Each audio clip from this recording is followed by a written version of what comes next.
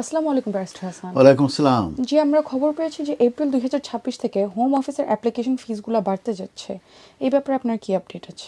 এই ব্যাপারে যে আপডেটটা আমি দেখতে পেলাম যে হোম অফিসের যে ফিস আছে এটা গোয়িং আপ ফ্রম 8 এপ্রিল 2026 থেকে, কিন্তু চাইল্ড সিটিজেনশিপ রেজিস্ট্রেশনের যে ফিস আছে it is coming down. Government তারা পাবলিশ করেছে নতুন ইমিগ্রেশন অ্যান্ড ন্যাশনালিটি ফিস, যেটা ইফেক্টিভ হবে ফ্রম 8 এপ্রিল 2026 থেকে। এই এই এই এই ক্ষেত্রে ইনক্রিজ হবে অ্যাক্রস দ্য বোর্ড, কিন্তু এবং এই যে ইনক্রিজ সেটা most of the fees increase হবে by 6 or 7%. The application for indefinite leave to remain এটা বাড়বে বাই 197 পাউন্ড ফ্রম 3029 পাউন্ড এই মুহূর্তে আছে, এটা ইনক্রিজ হয়ে হবে 3226 পাউন্ড।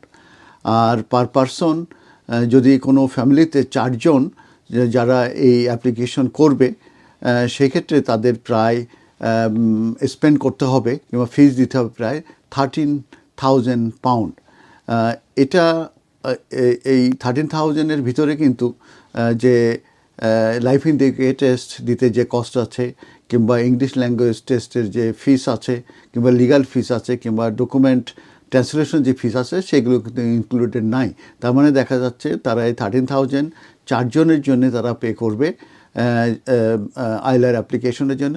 তার এক একজনের ফি 3226 পাউন্ড, এবং আমি যেগুলো বললাম সেগুলোর অবশ্য সেপারেট কস্ট আসবে। তার মানে এছাড়াও তাদের আলাদা খরচ কিন্তু তাদের হবে। আর ফিস ফর ন্যাচারালাইজেশন এটা ইনক্রিজ হবে বাই 104 পাউন্ড টু 1709 পাউন্ড। আর পাসপোর্ট ফিস, এটা ব্রিটিশ পাসপোর্ট ফিস এটাও কিন্তু বাড়তে যাচ্ছে, যেটা হোম অফিস সেপারেটলি কিন্তু তারা অ্যানাউন্স করেছে। সেটা নিয়ে হয়তো পরবর্তীতে আমি আপডেট দেব। আর fees for standard online application যেগুলো উইদিন দ্য ইউকে থেকে করা হবে এগুলো কিন্তু রাইজ হচ্ছে পার অ্যাপ্লিকেশন, পার অ্যাডাল্ট অ্যাপ্লিকেশনের জন্য 94 পাউন্ড 50 পেন্স থেকে এটা বাড়বে হচ্ছে 102 পাউন্ড, এবং 61 পাউন্ড 50 পেন্স থেকে এটা 66.50 পেন্স বাড়বে ফর দ্য চিলড্রেন। তবে একটা রেয়ার পজিটিভ নিউজ আছে, সেটা হচ্ছে যে application fee for registration as a British citizen for child এটি মূলত ড্রপিং হচ্ছে ফ্রম 1214 পাউন্ড থেকে 1000-এ, এবং এটা রিডিউস হচ্ছে প্রায় 214 পাউন্ড।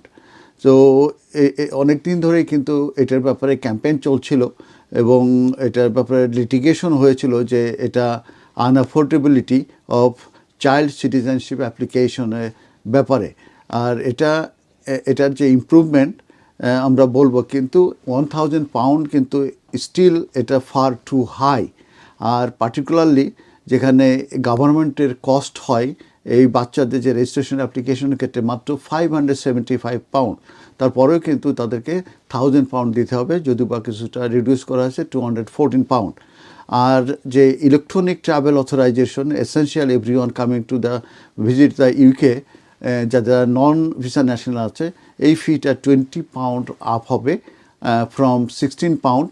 আর যারা ভিজিট ভিসা প্রয়োজন রয়েছে তাদের ক্ষেত্রেও কিন্তু 135 pound for the standard 6 months, এটা আপ ফ্রম 127 পাউন্ড। তার মানে 127 পাউন্ড 6 মান্থের ভিজিটার ভিসার জন্যে এই মুহূর্তে আছে, যেটা বেড়ে হয়ে যাবে visitor visa for 6 month 135 pound.